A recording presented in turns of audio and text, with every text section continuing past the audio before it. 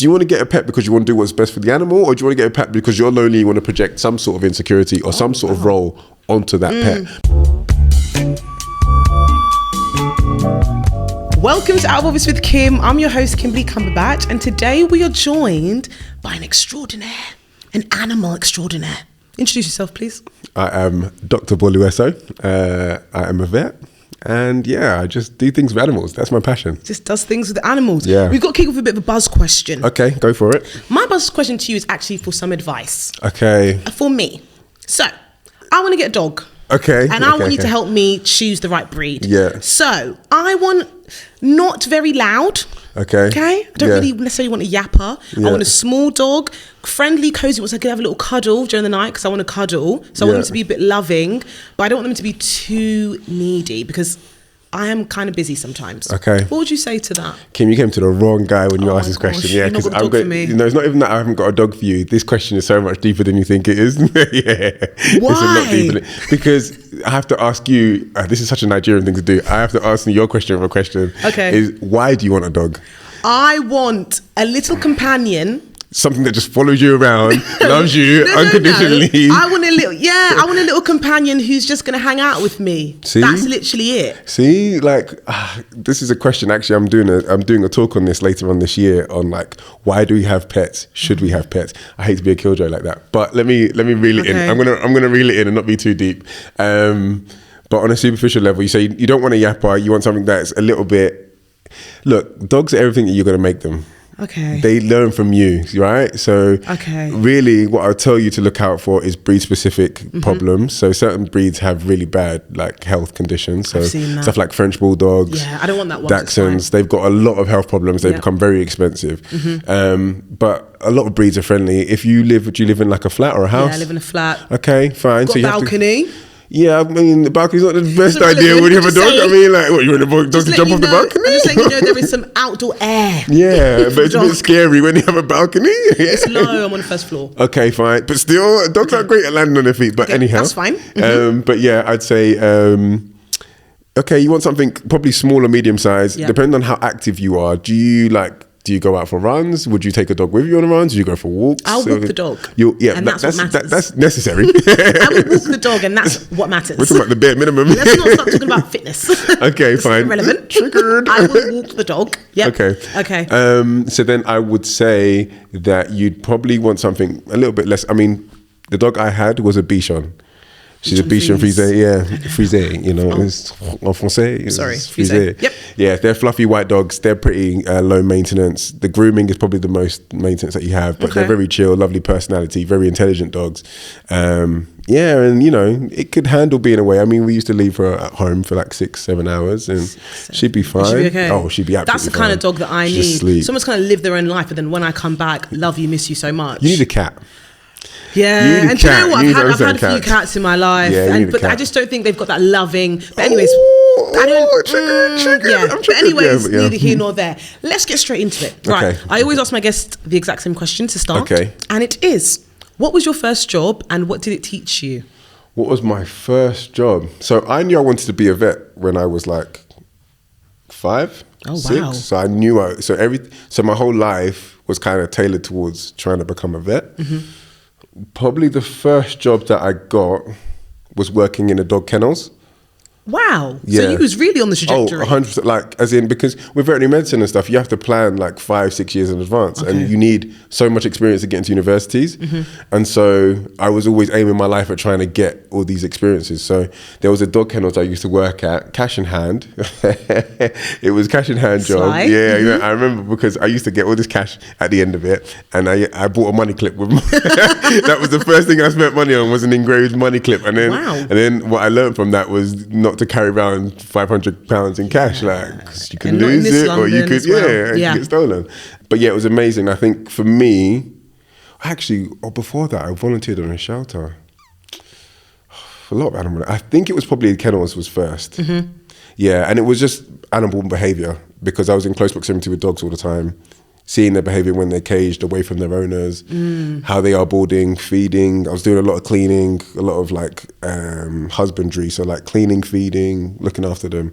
And I guess a lot of it was body language, because you have to understand with dogs, the same with cats and animals, because they can't speak, it's all body language. So it's all unwritten cues. It's all like paying attention. Is he in pain? Is he riled up? Is he angry? Like the position of his ears, the position of his eyes, tail, demeanor, very all that sort serious. of stuff. Yeah, because that's how you learn. Like now, that's super subconscious for me now. Like I understand that sort of stuff on a subconscious level. Yeah, but that at that time, that was all the stuff that you're learning, because you learn it because you keep going into a kennel, not picking up on the cues that the dog is giving you, and then the dog starts barking on you or whatever. So it's that kind of thing of picking that up. I think that's what I learned. Gosh. Yeah. So you went straight into it. What were the steps to get to where you are now? Wait, can I also say that you can say whatever you like?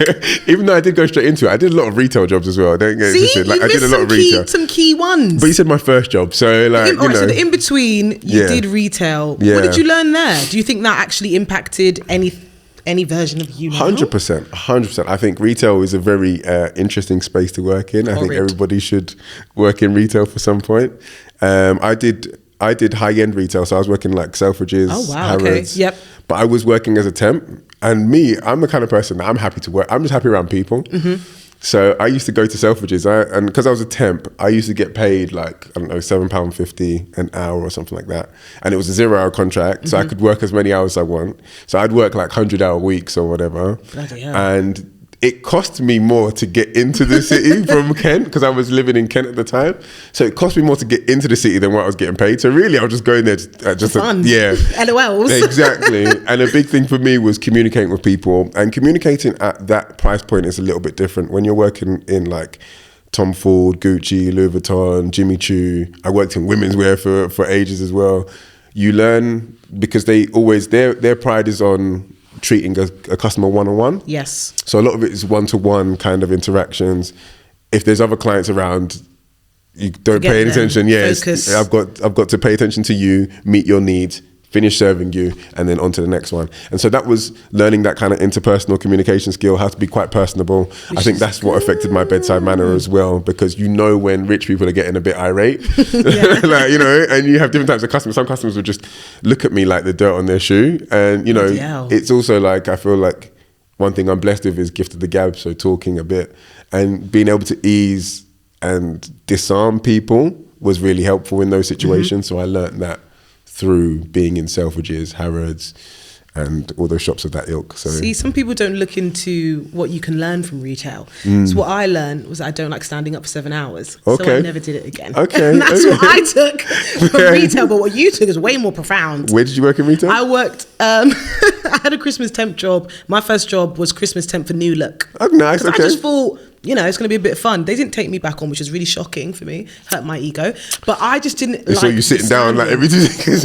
I was leaning a lot. But at the time, my back was hurting. Okay. Very young. But anyways, neither here nor there. Back to you. So tell me about you getting to where you... Like, what were the steps to become a vet? Wow. What did you take a very traditional route, would you say? No. My route was completely like that is left what we want to hear. Completely left field. And I talk to schools. I go to schools and universities to talk about it as well. But basically, okay, let's try and see if I can get this in.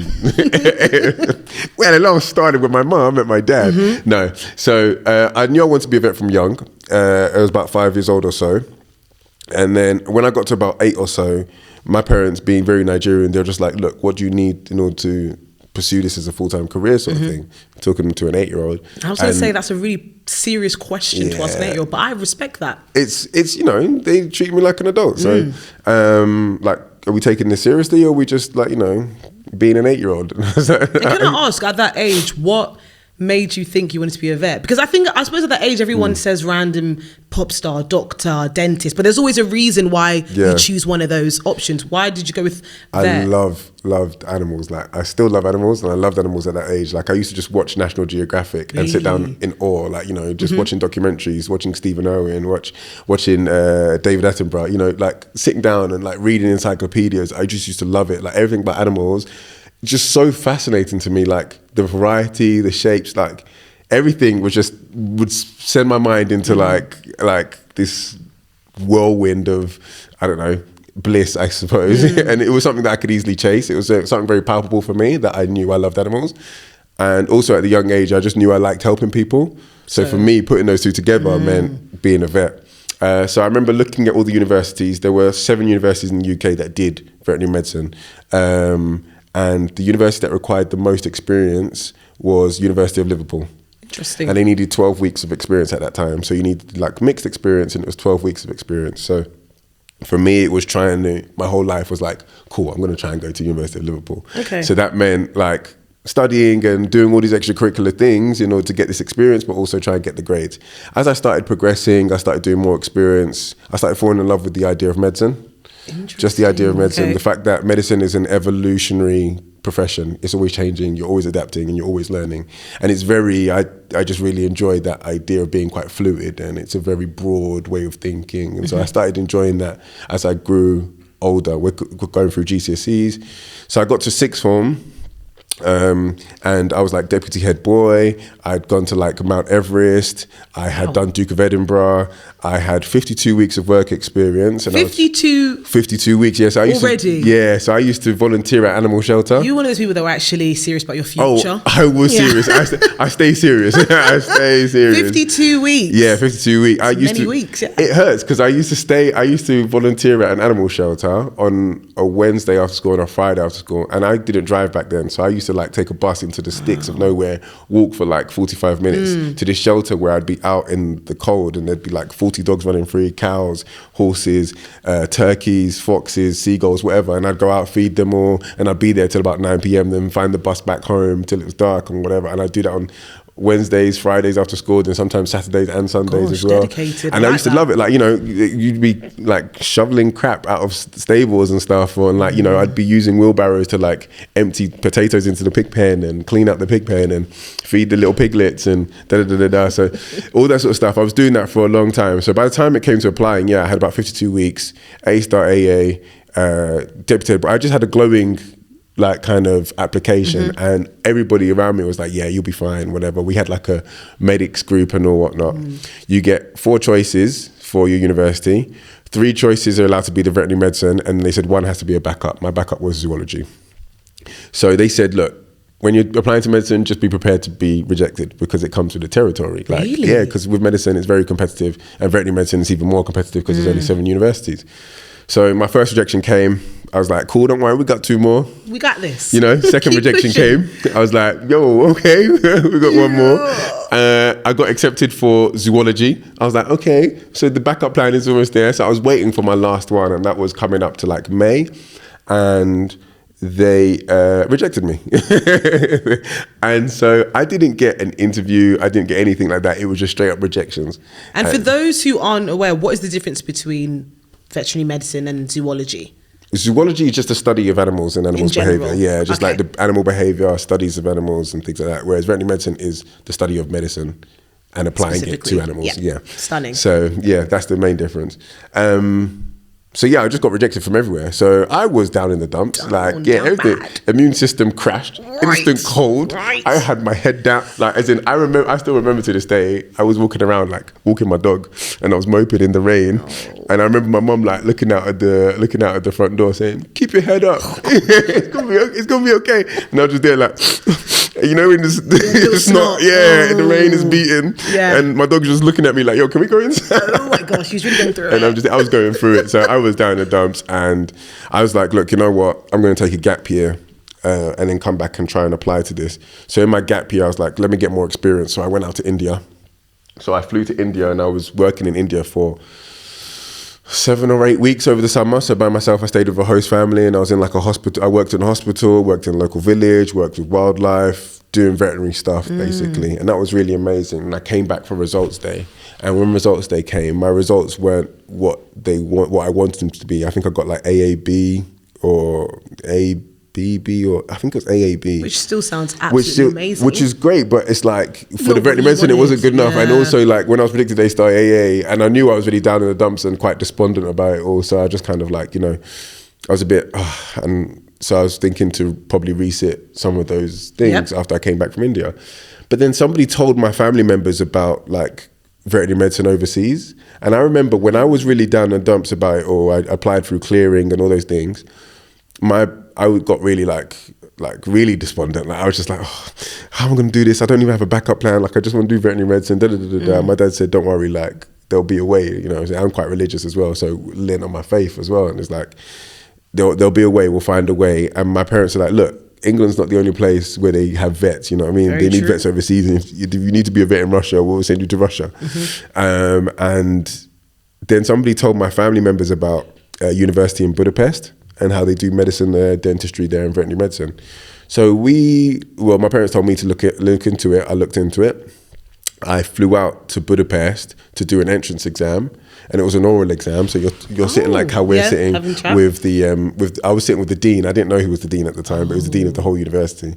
He was quizzing me on biology, physics, and chemistry, and I was answering his questions. And then halfway through the exam, he's like, "So, like, what would you do about finding accommodation in Budapest?" Da, da, da, da, da. And I was like, well, if I got the place, I would probably do X, Y. He said, don't worry about the place. You've already got the place. I was like, this is like, in the exam. I was like, huh? I was like, what? And I just felt this like overcoming emotion. So then I flew back home, and to give you a time frame, exam results were 25th of August. I probably flew to Budapest on like the 30th of August, and the start date for the school in Budapest was like the 6th of September. So it was like, did my whole life change in like in like the space of a week, 2 weeks. I hadn't told any of my friends. I just flew out to Budapest and I flew back home, took a little suitcase, flew back to Budapest, lived in a hostel for the first 2 weeks of university, then moved to an apartment in the city, and then spent 6 years in Budapest, Hungary. 6 years. 6 years, yeah. And that was never the intention. The intention was always was the intention always Liverpool? Yeah, it was Liverpool, University of Liverpool. And now, funny enough, I've talked with like, you know, admissions tutors there and like higher ups there. It's so weird how it's come full circle. Wow. But yeah, I spent 6 years there, and then after that I came back home to work. I actually wanted to move to America. That's another story for probably another time. Okay. Yeah. We're back here in the UK. Okay. But yeah, I came back to America. I've been working 6 years since. I do a bit of TV, a bit of social media stuff. And like, yeah, working with the British Veterinary Association, doing all sorts of stuff. And it's like, it's very, I think it's very validating in a way, even though I don't like to seek external validation. But like at that time, younger Bolu just felt like I wasn't good enough, and I didn't have the pressures of it. Yeah, what you're saying. This is not just cruise by, see what happens. You know what I mean? This is quite serious. Since you were, did you say 8? Was this all began? This was 8. It all began. Yeah, exactly. So like, you know, and when I got rejected from all the vet schools, it was very much like, oh, what? So I'm not. What? Gosh. Like you guys are basically telling me I'm not good enough to do it, or I can't handle this, and da da da da. And now to be able to be on the other side, and like I love my job, and I think that's what makes me good at my job. Like I really do love it, like with a passion. And so being on this other side is very like, yeah, like, yeah. Like, so I'm here. Tell me a little bit about the industry. How do you find navigating it? Now you've done all the work, you're fully fledged in there. How have you found it? I think because if I describe the industry, I think I describe it with a rose-tinted lens. Oh. Because of how much I like it. Okay. Right? Can you give me two? I'll give you the perspectives, yes. right? So if I give you full context about what the industry is actually like, suicide is really high in the profession. Interesting, okay. Very high in the profession. Multiple different reasons. It's a very pressurized profession as well.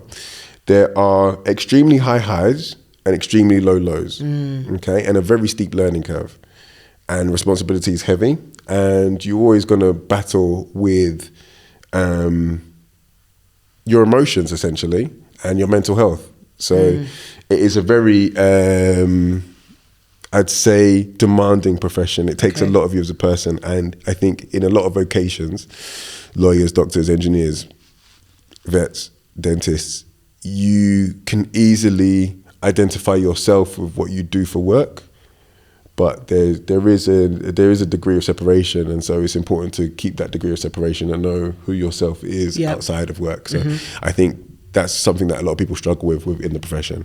Now, you talk about it from my perspective, I love it. Like I love it. I thrive in problem solving. I love being able to problem solve. I love being able to help people. I love working with the animals.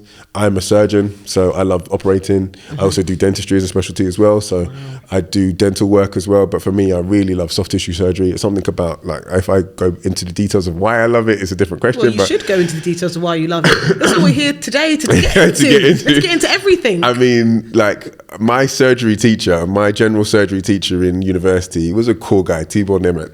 He was like an accomplished surgeon, diplomat in Hungary, and one of the best in Europe as well. And he used to come to lectures, kind of swaggy, you know, like, you know, he used to have his blazer on. And surgeons have this kind of, there's this ego about surgeons, right? Really? There is a big ego. In humans, it's probably way worse. But like, and the more accomplished a surgeon gets, there is a bit of an ego in some of them. And it's not always nice to work with, but there is this kind of confidence that, you know, this swagger that walks around because they are playing around with human tissue, right? Or animal tissue. So my general surgeon, when he used to see lectures and he used to describe it, I just used to love it, like, you know. And anatomy fascinates me, like how your body is digesting the food that you had for breakfast this morning and you're not even aware of it, right? Yes. Did you have food? That No, was I didn't. that was like a sign, like, I didn't eat. I was just thinking about how slow my digestion actually really is. So, damn, that sigh. So I was like, I haven't eaten. No, I have eaten. I just have very, very slow digestion. But anyways, neither here nor there. Let's not focus on my internal I will end up going back to that. Like, you okay? I'm all right. I'm working through it with my physician. Fine. Yeah. Okay, fine. I felt a bit triggered by that. To you. But I'm not good enough. No, we can just talk about it off camera, don't worry. Okay, yeah. But yeah, like he would just describe all the anatomy and things going on in the body, and it just used to fascinate me how he described it and surgical approaches and techniques, and he could see that I was fascinated. It's quite easy to single me out. I was the only black person in my university, but like, you know. And we'll loop back around to that in a minute. We'll circle back. Yeah, he could. So he used to tell me to come with him to surgeries. Oh wow! So the first surgery I ever scrubbed in on him was like, it's a very what's the word? Advanced surgery. It was a PDA. PDA stands for patent ductus arteriosus. Okay, which is an extra artery in the heart. Okay, wow. So basically in fetuses, they have a certain blood circulation, and as they grow older, or as they've come out of birth, so as they grow and they get a bit bigger, certain blood vessels are supposed to close off. Okay, and new blood vessels develop. Okay, that's how the blood system changes from being with the mother to being on your own, surviving by your own. Yeah, right. So, but sometimes in some cases, these blood vessels don't close. Okay, and this is what a patent ductus arteriosus. So patent meaning still open, ductus arteriosus meaning a duct between the artery and the vein. Okay, so this vessel shouldn't exist. When you put a stethoscope to it, it's what we call a machinery murmur. So it sounds like a washing machine. Ooh. So when you put your stethoscope, you're just getting yeah, okay. When really you should just be hearing but you're just hearing like, yeah, mad. Okay. Yeah, great sound effects, ASMR. Yeah, but, so you're just hearing this crazy machinery murmur. So I remember that was the first surgery he told me to come in, because with an extra blood vessel, the only way to treat it is to get rid of it. So surgically, you have to excise it. Really tough on a young puppy as well. So we go in, I've scrubbed in now, and I'm now waiting, because when, like, you know, imagine Grey's Anatomy and people are just standing there like that. So I'm scrubbed in waiting. He said, Bolu, come over here. So we go, and I can still tell you the steps of the surgery in my head. So you go third or fourth rib cage. There's a space between the third or fourth rib. You make a longitudinal incision like that. So you go down, and then you're, what's it called? You're cutting along. And as you go, you're separating tissue. Then you put something called a finicetio retractor in, which are like some steel, imagine some medieval steel winches, like clamps like this. And it has a winch on this side of it, and you just... Okay. And as you're doing that, the rib cage is opening up. Actually, I've seen this before. You've seen it before? I've watched every episode of Grey's Anatomy. So okay, yeah, Grey's Anatomy is wild. I don't even watch Grey's Anatomy, but the references is wild. Yeah. Like, House was my show, but anyway. You open it up, and when you open up, the first thing you're greeted by is this peach-coloured tissue. That's the lungs. And because this dog's on a ventilator, they're ventilating for this dog. So you see the lungs and it's going... Crazy. So you're seeing this. This is all... And you're hearing the faint... Beep, beep, in the background. You're there, right? And then as you're doing that, you move away the lung lobe. You can see the heart's there. And seeing the heart on a live animal is crazy, because you're just going, like, you're just seeing it like contract, like this muscular tennis ball, just contracting with all its might, once at a time, bam, and the lungs still going at the same time, right? So we're all there watching it. And he said, Bolu, put your hand here. And he shows me the blood vessel, and all I'm just feeling is this blood just... Squirting. Not squirting. This point is still going through a vessel. So it's imagine like, I don't know, having a cable of your charger, but being able to feel the electricity pass through it, right? But really, like, really aggressively. It's like, just go. So nice. Crazy, huh? So, and then then what you do is you have to use a cellophane band. You have to use a cellophane band to tie it off. So he ties off the front end, ties off the back end. It's like boom, and it's done, and that's literally it. But to get to that kind of level of confidence to know what you're doing, it's a lot, right? And then you close it up. And so for me, I was always in awe with surgery, and so I was like, yeah, okay, I want to do surgery, and spent some time in the States working with some surgeons there. And I came home. I wanted to specialize in surgery, but COVID and other things had other ideas. But I do a lot of surgery in the clinic now. I still probably will specialize when I'm a little bit more settled, but right now I'm doing my specialty in dentistry and maxillofacial surgery, so surgery around the mouth in general. And eventually I'll do more and more surgery anyway, but yes. So you touched on being the only black student in your class. Talk to me a little bit about that. I've looked it up and it's not a very diverse profession. Yeah. Yeah, it's not. I mean, like many professions, I guess, but what is the situation for you? What was your experience? How did it affect you? And did you even notice? How was it? Did I notice? Because I do think some people know. So you can work in a sector and know it's like, say, overtly white, for example, and kind of just get on with it. Yeah, that's just how it is. But what was your experience of it? Do you know what? There's so many layers to this question, just because of the fact that when I have this conversation with people that were maybe raised in Nigeria, trained in Nigeria, people that were raised in the Caribbean and trained in the Caribbean, they don't have this perception of like, oh, we're a minority as vets. Like they're predominantly black vets, right? But in a Western society, you will feel it. Did I feel it? Of course, because from the moment I said I want to do vet medicine at 8 years old and living in England, it is predominantly white. I was going to say role models. There aren't. And I say this a lot of time from like any TV interviews that I've done. The only role model I had, the closest role model I had that looked like me was Eddie Murphy playing Dr. Dolittle. What's annoying is a newspaper once spun my word saying his only role model was Eddie Murphy. And I was like, no, I did read that. I was like, guys, come on. This ain't really what I said. Why would I use Eddie Murphy if it was a joke? But hey, like, you know, you could only take things with a pinch of salt. Of course. But yeah, like Eddie Murphy playing Dr. Dolittle was the closest thing I had to a black vet, right? But there is a thing of taking people who have done miraculous things within the field and taking aspects of their personality in order to drive yourself and help you achieve, because that's the purpose of a role model at the end of the day. So like Steve Irwin would be a motivator for me. But then again, another motivator for me was like athletes. I love how athletes perform at a high level every single day. Yes. And they have to perform at a high level every day. And they have to be on point every single time. So that's a very similar thing to my job. You do, yeah. Exactly. So that was a big thing for me of like, okay, this is another role model. Also, there are role models in rappers. This sounds so cliche, but like if I talk about it within the community, like, you know, there are role models in rappers, not because they're rappers per se, but because where their mindset comes from, the stories they're telling, what they're describing, how they have worked their way around things are metaphorical for what we have to go through or what we have to prove. There's a lot of, they share a lot of themselves within their art and their poetry.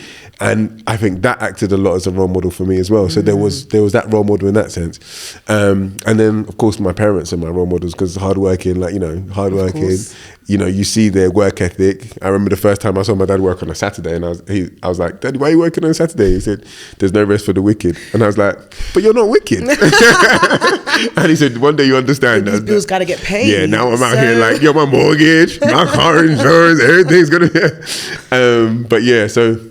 Yeah, there were role models in different aspects, but not specifically within the profession, which is something that we're trying to change a lot of the time now. Even diversity in the profession, there is a wider question as to why the veterinary profession isn't diverse in the UK. And sometimes it has to do with people of colour, people from ethnic minorities, what are their relationships with animals? Yeah, and that's the first thing I was thinking as well. 100% it'll be there, because what are people's relationships with animals? And I think the way in which we view companionship within the West is skewed based on the privileges we are afforded. Okay, so because we don't have to protect our land, or because we don't have to worry about security on a daily basis, because there is a loneliness epidemic because of how many screens that we have and how isolated our cultures have become, people now, like you said earlier, I want a companion to watch me. I want a little friend to watch me do what I want to do. In my defense, I've grown up with pets. Okay. Just want to say I've had cats and dogs. Okay. And I've also had terrapins. That's impressive. I've really had some pets. But yeah, now my question is like, this is my question as well with pets. So it's like, did you look after them? Like, there is looking after them, right? But then there's also the thing of like, at the end of the day, my job really and truly shouldn't exist. Do you think? No, but me, if I've got a dog or a cat, I can't do anything medical with it. I can just give it love and shelter. But should we? Yeah, but the reason I'm saying like that, step back further, is we shouldn't even have the dogs and cats in the first place. Domesticated. There's domesticated as well. Like, are we always doing what's in the best interest for them? No. Half the time Of we're course not. not. Half the time, like what? Just because you put your dog in a pretty little tutu, but it's got destructive dental disease and a heart failure, but you've not paid for any of that, but you put it inside a little Gucci jumper and it's and it's like, people tell me all the time, oh, Bolu, I want to get a pet. I said, I'm the last person you should come to when you say you want to get a pet, because it's like, do you want to get a pet because you want to do what's best for the animal, or do you want to get a pet because you're lonely, you want to project some sort of insecurity or some sort of role onto that pet? Because what I see a lot of the time is people put roles on these pets that they could never fulfill. I don't want to, but let me not go. No. But yeah, people will put roles on their pets. Like, I get that pets are amazing. Animals are amazing. But there is a sort of thing where, are we doing what's in their interest, or are we doing it for our own? It's definitely ours. We're 100%. Selfish human beings. Exactly. Let's be honest. And also, I suppose, like my generation, for example, I didn't create having pets. They've always been around. So, but actually hearing what you're saying, like, yeah, I'm actually being very selfish. I am. And it's until you can, and you know what? That's a good. I'm being selfish. I'm glad that you can say it out loud, because it's hard for me to say it loud. Like, I'm glad you made a great step in therapy. Yeah, I am. But the reason why I've not got one yet is because I know I can't do the full commitment. So that's why I've not got one right now, because I know I'm not going to be home every single day to be walking. And some days I don't want to walk the dog. Fair. And I know that about myself. Yeah. So I'm just waiting until that time comes. But I will say there are a lot of people who just get pets and they don't actually look after them in general. Not just like gums, but like, actually, are you feeding them? Are you looking after them? Are you actually even training them properly? Are you, and even training is another questionable thing. But still, again, like, are you providing the needs? There's certain needs that animals need. There's certain freedoms that they should be allowed and afforded. And are you doing those things for them is a real question. So in your world, should none of us have pets, would you say? It's a hard one. And also, you've had a pet as well? I have had a pet. Yeah, I have had a pet. So and these are stuff that makes me think more, because I think being in my work will make you ask a lot of questions. Okay. Because sometimes you see the worst of society, and sometimes you see some really difficult cases and things that you wish you could change. But then there's things in which it can always be better, right? And I think it's not that I don't think we shouldn't have a pet. I don't think it's that we shouldn't have pets. I just think we need to learn to respect the life that we're living with, right? So we're and this is something that I discussed with my friend, that we're not owners. It's not ownership. We're not dominating them. It's not, you do what I want you to do. You eat when I do. You eat and you sit when I do. It's not that. You're living with a sentient being. You want to respect the fact that the dog is the dog there, and you just want to look after it as best. And you can share that companionship. It's a responsibility, right? You have responsibility to make sure he's not hungry. Make sure she's like able to wee. Make sure she can do X, Y, Z. You just want to look after them holistically, actually looking after them, as if it was a human. But it's the true thing of like, it's not even just like, it's just it's accepting that sentience of it. That's a whole another rabbit hole, because again, like, eating meat and all these things, and so let's get into the day to day. Tell me about your day to day. My day to day. How did today go for you? Today was actually a pretty chill day as far as things go. I didn't operate today. I was the only vet on site. I'm a locum, so it means that I move around, different practices. I can't just work when I want to, essentially, because I burnt out a few years ago. Oh, gosh. And so I took time out because this is something I love doing, and I want to find a way to practice doing it sustainably, a way that works for me. I locum now. Today was chill, had vaccines, boosters, dogs that have vomited, dogs that have stopped walking. I had a few euthanasias, which is the hard part of the job, because that's end of life, and nobody really teaches you how to take life. I've actually never thought about that part. Yeah. I was thinking the hardest part of that is what's another word for owners? Caretakers. Caretakers, thank you. I'm thinking about their caretaker, they're losing their pet, but you actually are the one that has to do it. Yeah, and you have to sit with that. There's a lot of things that happen in that moment, and that's why I have to be quite emotionally in tune and emotionally intelligent and aware of myself, because you are processing a lot of heavy emotions in 15 minutes. Everything's a 15-minute consult, right? So somebody can come in and their dog might not be walking, and I have to now, I'm looking at the clinical examination and I'm saying this is not going to be good. They're expecting some sort of positive outcome, but I have to immediately control that situation and be like, look, it's not what you expected it to be. And do they teach you that when you're training? They don't. And this is all bedside manner and personability, right? Because different vets have different ways of doing it, and some people don't have the social skills to be able to be like, this isn't, you know, some people just like, yeah, you just gotta, yeah.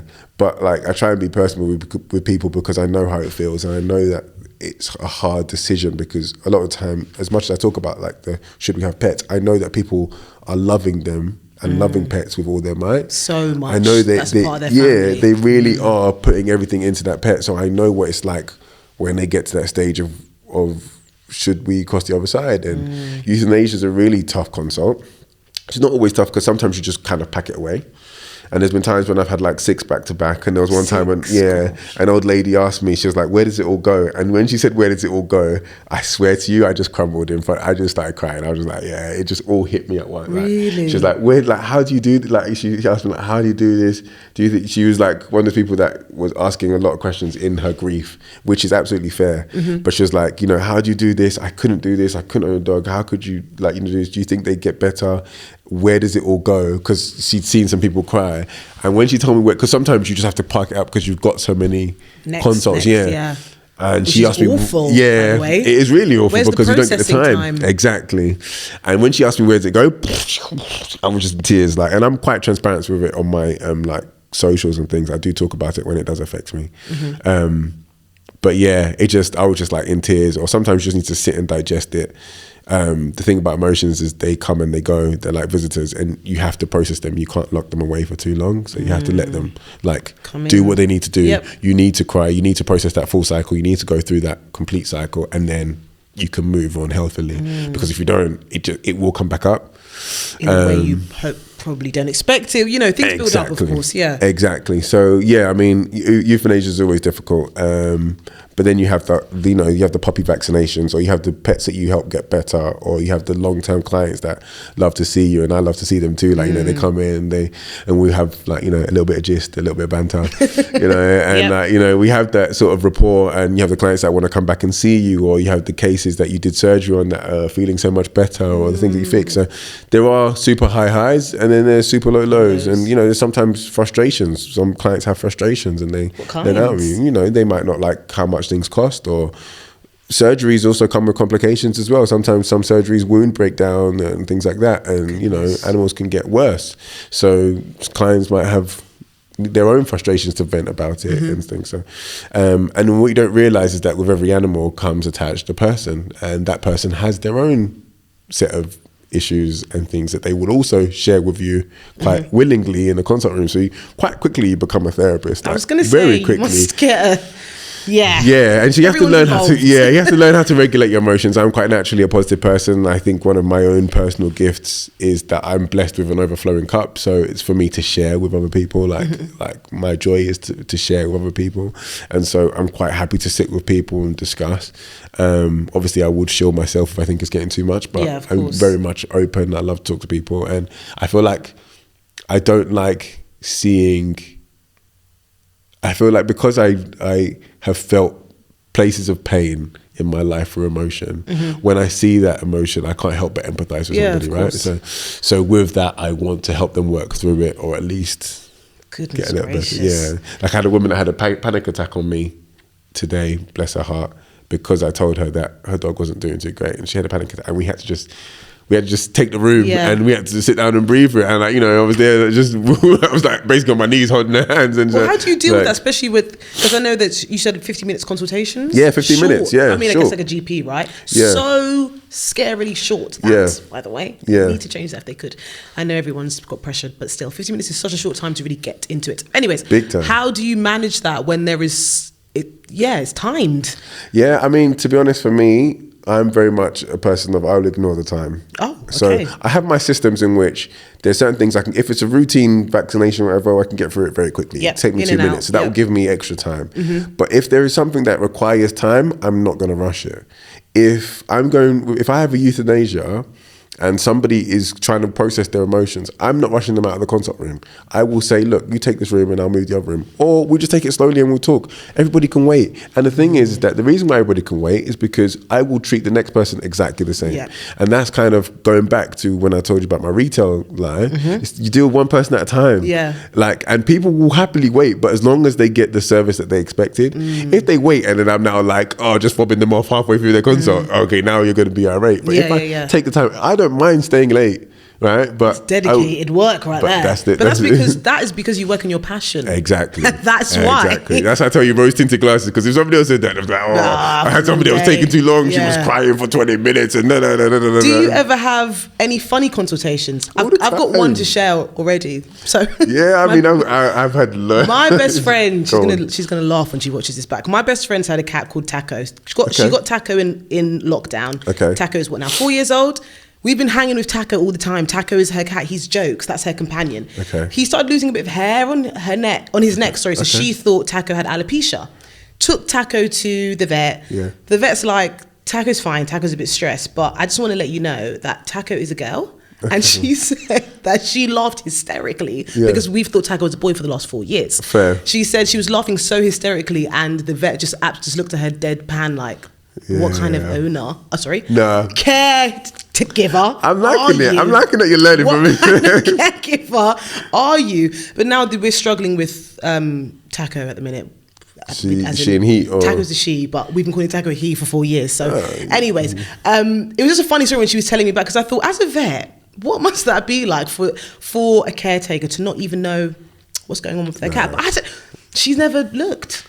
She just got given the cat in least lockdown. Least of our worries. That's what I think. It's only more so if she's going out, because she's very prone to be getting pregnant. Taco's never left the flat. Exactly. Because if she did go out, she'd be pregnant, and you would have known a lot earlier. Yeah, exactly. Then we'd wonder, why is Taco pregnant? Exactly. But I'm sure you'd be able to piece together that Taco is a girl and not an immaculate conception of a man. I thought that because I've had cats, so I know what's going on. She's never had cats, so she never understood. But have you had any funny experiences? I mean, the cat thing is really common, by the way. Is it? People mistake, it's really common, because male cats aren't that well endowed, especially when they're young, and especially when they've gone out. They're not like not like they're packing like. Yes, okay, fair. So a lot of the time people don't. Yeah, but if you don't know, you don't know. Yeah, I mean, most of the time, if anything, male cats, if anything, might just have chubbier faces in the cheeks, because there's testosterone. There's glands here, so it will increase the size of the glands, and then their cheeks are quite. That's very interesting. But that's only usually when they go out, fight a lot, because they have a need to scent produce and share their pheromones and be manly, you know what I'm saying? But if they're indoors all the time and being cuddled and surrounded by women, I feel like Taco will be expressing his feminine side, which is actually her feminine side. Yeah. So, big up Taco, hope you're listening in. Yeah. I have a lot of funny consults all the time. I mean, it's always funny to me when clients come in and, you know, because also what's funny is how they put the consults on the screen when we're looking at them. Like the receptionist will write a note so we have an idea of what's going on. So like itchy bum, or like, you know, I think the other day my nurse wrote something like scratching around Willie, and I'm like, why would you write that? Like, why would you write it like that? Like, could you put it as a penis or something like that? Yeah. Like, what's always funny is, like, you know, sometimes clients will write discharge coming from back end, and you talk to a client and they're like, so, because I feel like people are so afraid to say body parts. Like, I'm like, just say it. I think when it also applies to animals, it's a bit awkward. Just say it. Like, as in, this is why people need to read, what's it called? Come As You Are by Emily Nagoski. Really, Okay. Because you just need to address body parts as body parts, because if we don't, that's when we have all these other problems. Yes, absolutely. But we're talking about cats, cats, yes. And animals. And people, but still, people were like, I agree. oh, it's coming from his back end. I'm like, where's his back end? Why earlier, his private bits. That's why earlier I said butt cheeks. cheeks. Butt cheeks, you meant testicles. Testicles, exactly. Because they look like butt cheeks on a cat. Just you know, but anyways. you know what I'm saying? Like, it's just saying what they are. So it's like, where's it coming from? Oh, his back end. His private bits. Which private bits? I'm like, her vagina or her vulva? What's going on? Like, and then they'll be like, okay, cool. But I mean, the funniest one I had was during lockdown, we could only take phone consultations. We couldn't see people in person, and only emergencies. And I remember a client called, and she was like, I want to say this straight before I ruin it, but basically she called and she was like, yeah, I think my dog's got a urinary tract infection. I was like, wow, that's a pretty apt diagnosis to give me straight away. I was like, what makes you think that he has a urinary tract infection? She was like, oh, well, every now and then he sits down and some stuff comes from his penis. And I'm like, okay. And how does it look? She's yellowish and whatnot. And she said, and how's it manifest? It was like sometimes where he kind of like licks himself a little bit and then all this stuff comes out. And I was like, oh. I was like, I'm not sure your dog has urinary. And she was like, no, I'm pretty sure he does. I was like, no, from what you're describing to me, I think your dog is just getting around. She said, it's always out and it's always red. And I was like, I think your dog is just aroused. Yep. And she was like, oh. And I was like, I mean, if you're really worried that he has urinary tract, you can send a picture. And she was like, no, I think I'm good. You know. So. I wonder why she lands on the UTI diagnosis. That's in humans. That's also not how it. Well, I don't know. Like maybe if it's a really bad one, you know. Yeah, okay, you're right. Everybody's different. Let's talk about you being on TV. Okay. Being a TV star. Sorry, that's quite serious. My first question before we get into that: did you ever envision you on TV? Was that ever a goal of yours or a dream? To be funny, in my sixth form, I used to tell my sixth form teacher that if you ever see me on TV in the middle of a jungle looking for some sort of exotic bat, okay, so you know I made it. But I don't think I ever wanted to really necessarily be on TV. I think for me, it's just I really like to just share my experience and just share my view of stuff. Like so, yeah, TV just found me. I think it's just a natural progression. Yeah. Let's talk a little bit about Picture Perfect. Oh God. Don't do like that. 'Cause I've seen the clips. You look like you was having a good time. It was an amazing time, actually. Well, first tell everybody what Picture Perfect is. Let's start there. Yeah. Do you know what? I only say "oh God" like that because when I look at the picture makes me cringe because the way the photographer took the picture of me. Yeah, I just look at it. I'm like, why did you make me pose like pose with my arms crossed? And I'm like, real one. Yeah. I was like, oh. Yeah. So Picture Perfect was super fun. It was amazing, like really good fun. That was my first proper TV show. And basically Pooch Perfect is like British Bake Off, but for grooming. And there's dogs. And I think that explains it. I think that was really like how they explained it. You groom dogs and there's like time challenges for the groomers. And they have to groom the dogs in a certain way for each time. And yeah. It's just like they get judged and people get knocked out and go on. How did you find it? What did you learn? So for me, I went to Pooch Perfect. They wanted me as an on-screen vet. They want me as talent. But I also said, if I'm going to be involved in a program, I want to be involved behind the scenes because I need to make sure the animals are well looked after. And that's the real one right there. You know what I'm saying? So I had to make sure that the animals were looked after. And for me, there was a learning curve on how many things can go wrong in a set, not because things went wrong, but because that's what we had to disaster plan for. Okay. So, you know, like the lightings and like how hot the lighting got. Is it too hot for the dogs? At the same time, they're being stressed by being groomed and having to be groomed on camera and people. We had to make sure every dog had a backup dog. Also making sure like, every dog needed a backup dog. Yeah, every dog needed a backup dog. Kind of, yeah, exactly. Like of the same breed. Because if that dog was stressed on that day, I say, look, this dog is not going on because I'm not having a stressed dog on TV. No way.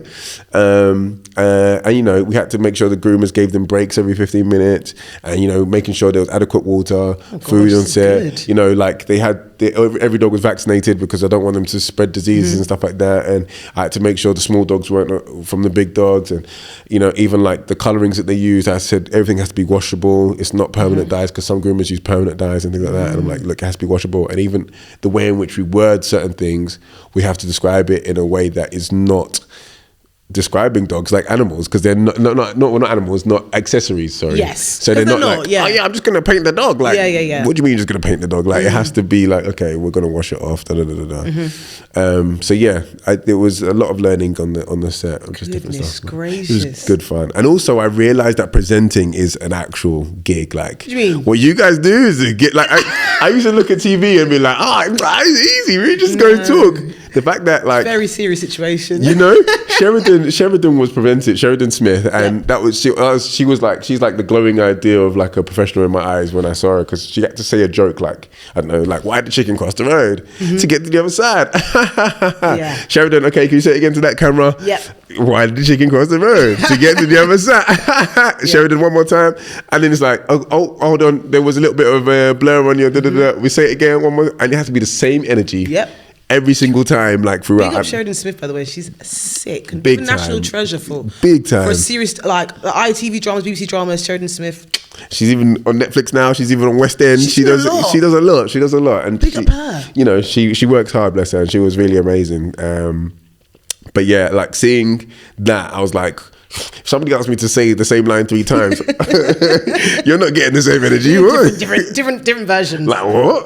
I could not deliver it the same way. But then that was what made me like realize that, okay, when I'm doing certain things, social media or whatever, that there is an element of, I have to bring this certain level of energy. So then, for me, it's not necessarily faking the energy, but it was now a question of, what do I need to do in my life to make sure I can have that energy when needed? Because it's a type of consistency, right? And I think especially when you're online, people expect, let's say, one version of you or whatever they're used to seeing. But yeah, maintaining that. And that's why I always say to myself, I'll never post if I'm not feeling me, not feeling 100%. That day, I'm just not going to do it. Because I also don't want to give some other random, lacks effort. When people speak about their passion, when people speak with passion, it's very evident. The way that you speak about your career, your eyes light up. Your arms are in the air. You're happy and you're excited. If you were maybe talking about something you didn't like, you might be like, be a bit like, and nobody wants to hear that. True. So tell me about, because obviously you've got your online presence. Yes. TV extraordinaire. Then obviously your everyday being a vet. How do you balance juggle? Because you know, I've been on your social media. You're active on there. I'm active. I'm active. I sometimes I'm like, what am I even doing? Even when I double book stuff, I'm like, why am I booking stuff on the same day I've got work? Like, this makes no sense to me.